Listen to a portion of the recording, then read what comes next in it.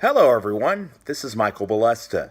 Last Tuesday, the Indians fell to the Pittsburgh Pirates 9-4. After Starling Marte hit a two-run home run in the top of the first, Jose Ramirez got an RBI groundout which got Francisco Lindor for Cleveland's initial run. Unfortunately, the game got out of hand in the second inning as Corey Dickerson tripled to center to score 2 runs. Marte added an RBI single to his home run to make it 5-1. Gregory Polanco drove in 2 more with his blast to right field. In the bottom of the fourth, Edwin Encarnacion recorded his 23rd home run to make it 7-2. After Pittsburgh responded with a Josh Bell 2-run home run in the fifth, the Indians did make the score more respectable. Brandon Guyer had his 4th home run of 2018, going to left center field in the 8th.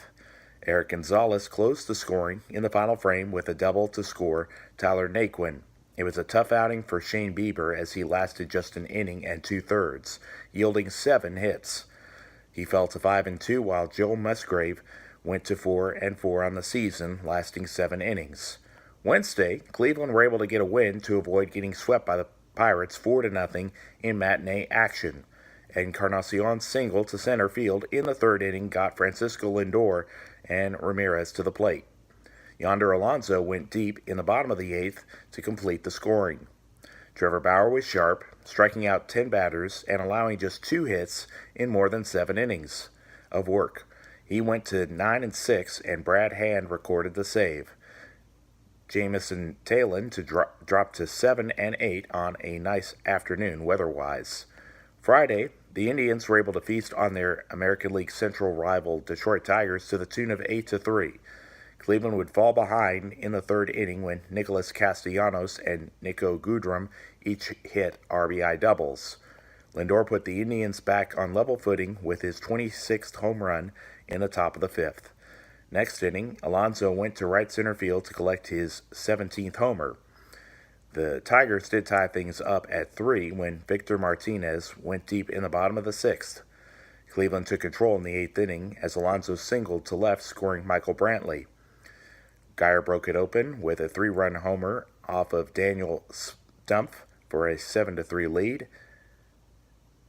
And Lindor added the cherry to the sundae with his 27th blast in the 9th. Carlos Carrasco did not get the win, but did get 8 strikeouts. It came down to the bullpens as Cody Allen went to 3-4. Starter Mike Fiers made it through 6 innings, but Joe Jimenez gave up 3 in Cleveland's big 8th inning and fell to 4-2. Saturday was a tough night as the Cleveland Bats were held in check in a 2-1 loss. Mike Clevenger got 8 strikeouts in 5 innings, but gave up a 2-run homer to Jacoby Jones in the 3rd inning. Jason Kipnis had the Indians' lone run in the 2nd with his base hit, which scored Alonso. Blaine Hardy improved to 4-3, while Clevenger's record went to 7-up and 7 down. Zach McAllister, Oliver Perez, and Neil Ramirez were able to keep it close and hold the fort tight, but it wasn't enough. Sunday, the Indians got back on course by taking 2 of 3 in Michigan with an 8-1 decision over the Tigers. Jose Ramirez helped to open the scoring with a sacrifice fly to drive in Brantley. Detroit evened the game at 1 when Castellanos got an RBI groundout, allowing Leonis Martin to score. In the 2nd inning, the visitors took the lead for good when Melky Cabrera got his first home run of 2018 to right field. Later, Lindor singled home Kipnis against starter Jordan Zimmerman.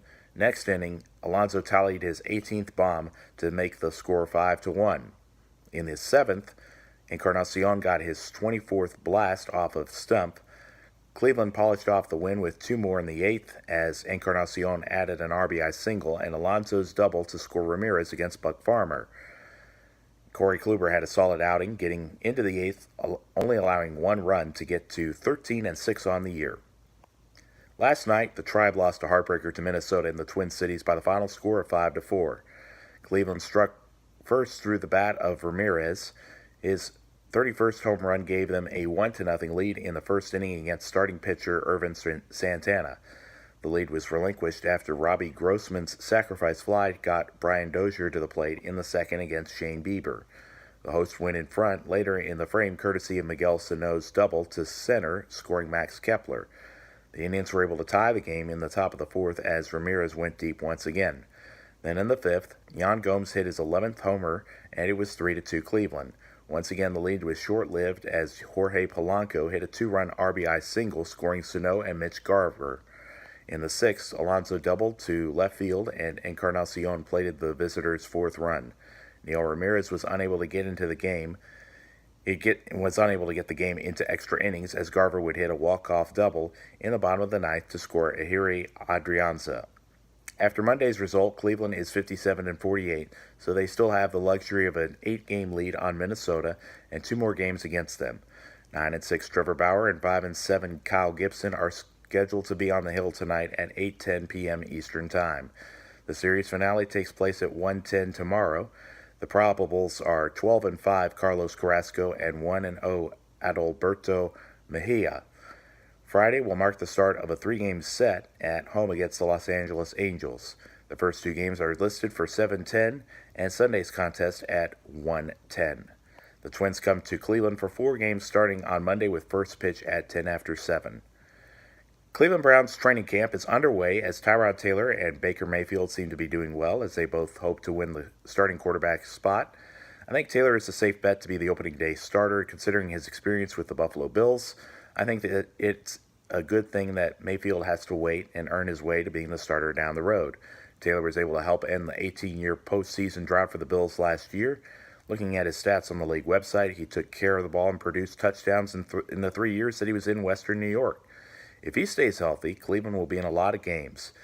Taking into consideration that the Steelers and Saints are the first 2 opponents and that both have high-powered offenses, the Browns have to take care of the ball. They need to finish drives and not settle for field goals this year. Having Duke Johnson back this year and picking up Carlos Hyde should help the running game. Jarvis Landry is a good addition and should help along with Corey Coleman and David Njoku. I look forward to seeing Denzel Ward try to intercept and break up passes on defense and Myles Garrett get in the grill of opposing quarterbacks. Like many pundits, they should be greatly improved, but as I see it, I think reaching the playoffs still may be a bridge too far. I think if they get to 5 to 6 wins, I think this Cleveland Browns administration will remain intact and build for a postseason run in 2019. A reminder that Cleveland's first preseason game is a week from Thursday at 7 p.m. Eastern Time. It will be an away game against the New York Giants. As for the regular season, Sunday, September 9th is the opener at home against the Pittsburgh Steelers. Please check out the Facebook group North Texas Browns Backers page and hit the like button for the latest updates there. If you live outside of the North Texas region, please search to find a Browns Backers club closest to you. Your support is greatly appreciated. A text to this blog is available at http://www.mjbolesta2blog.wordpress.com. I am on Twitter at mjbolesta2 and on Facebook at Michael Bolesta. Archive videos on YouTube can be found by searching Michael Bolesta Roman numeral 2. God bless, have a wonderful week, and be safe.